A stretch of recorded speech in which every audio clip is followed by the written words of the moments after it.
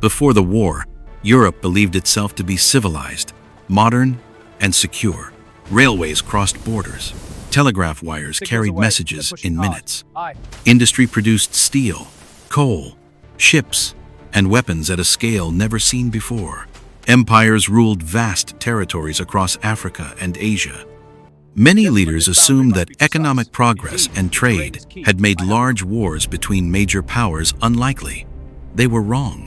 Under this surface of confidence sat tension. Europe was divided into rival camps. Germany and Austria-Hungary formed a close partnership. France and Russia aligned to protect themselves against German power. Britain, concerned about Germany's growing navy, moved closer to France and Russia. These partnerships were called alliances, formal promises to support one another in war. Alliances were meant to prevent conflict. Instead, they created a system where a local dispute could pull in the entire continent. Nationalism added fuel. Nationalism is the belief that people who share language, culture, or history should have their own nation and pursue their own interests above others. It inspired pride, but also suspicion and rivalry. In the Balkans, a region in southeastern Europe, different ethnic groups lived under large empires and wanted independence. Austria-Hungary, a multi-ethnic empire, feared these movements would tear it apart. Russia, claiming to protect Slavic peoples, encouraged them. At the same time, military thinking was rigid. Generals on all sides believed that speed and offense would decide any future war. They built detailed mobilization plans, precise timetables for moving millions of soldiers by train. Once started, these plans were difficult to stop. War, if it came, would move fast and be decisive. That assumption would prove tragically mistaken. The spark came in June 1914. Archduke Franz Ferdinand, heir to the throne of Austria-Hungary, visited Sarajevo, a city in Bosnia. Bosnia had been taken over by Austria-Hungary, but many local Serbs wanted to join neighboring Serbia. A young nationalist, Gavrilo Princip, shot and killed the Archduke and his wife. The assassination was carried out by a small group, but Vienna saw a chance to crush Serbian nationalism. Austria-Hungary sent Serbia a harsh ultimatum, a list of demands designed to be partly unacceptable. Serbia agreed to most, but not all. Backed by Germany, Austria-Hungary declared war in July 1914. Because of alliances, the crisis spread. Russia began to mobilize to support Serbia. Germany, seeing Russian mobilization as a threat, declared war on Russia. Germany then declared war on France, Russia's ally. To reach France quickly, Germany invaded Belgium, a neutral country. Britain had promised to defend Belgian neutrality, so Britain declared war on Germany. Within weeks, much of Europe was at war. What leaders had expected to be short became long. On the Western Front, in France and Belgium, movement stopped. Both sides dug trenches long, deep ditches protected by barbed wire and machine guns. Machine guns could fire hundreds of bullets per minute. Attacking soldiers crossing open ground were cut down. Artillery, large guns firing explosive shells caused most casualties. Battles like the Somme and Verdun lasted months. Gains were measured in meters. Losses were measured in hundreds of thousands. Life in the trenches was harsh. Mud, rats, cold, and constant danger wore soldiers down. Yet most endured, driven by duty, discipline, and loyalty to comrades. Letters home spoke of boredom punctuated by terror. War became industrial. Factories at home fed the front with shells, rifles, uniforms, and food. Civilians were now part of the war effort. Governments controlled railways, factories, and information. This was total war, where entire societies, not just armies, were mobilized. On the Eastern Front, the war was more fluid. Germany fought Russia across vast distances. Early Russian defeats exposed weaknesses in its army and government.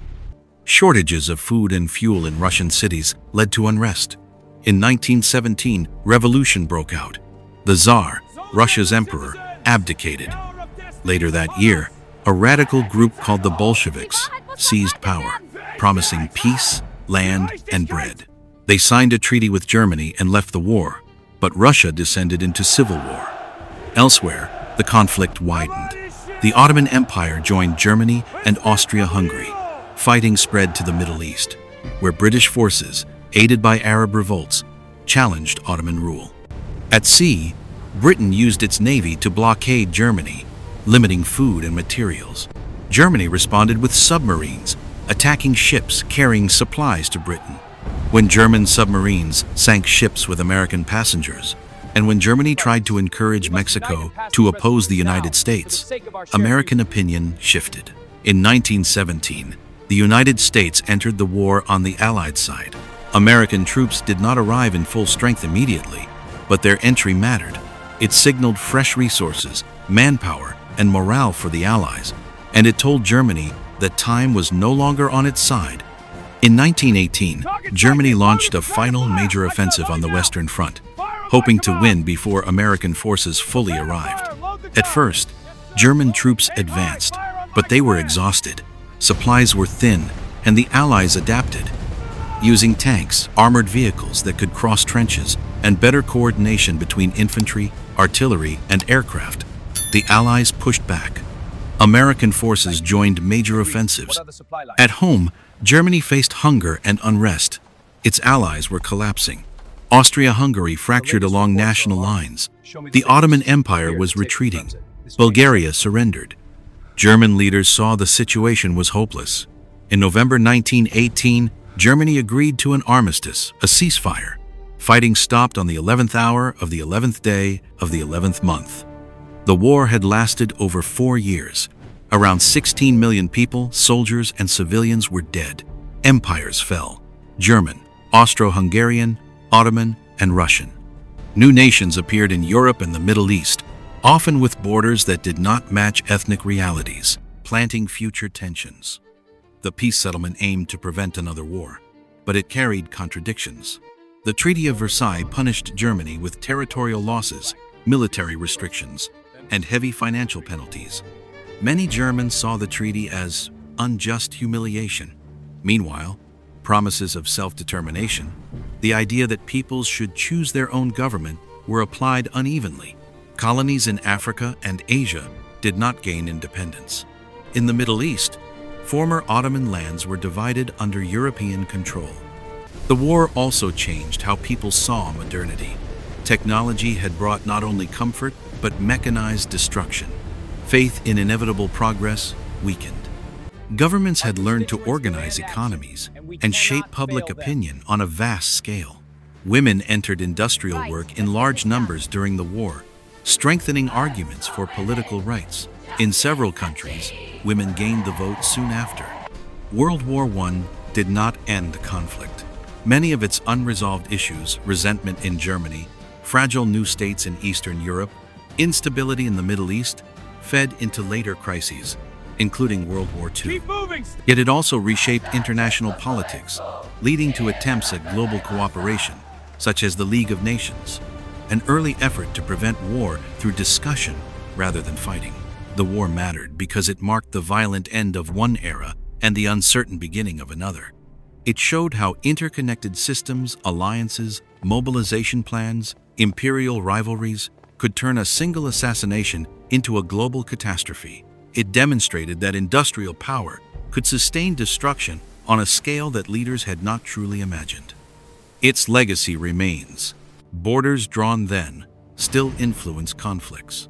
Ideas about national self-determination, collective security, and the limits of military power continue to shape policy. World War I is not only a story of battles and treaties, but a warning about how fear, pride, and rigid planning can close off paths to compromise until events move faster than the people trying to control them.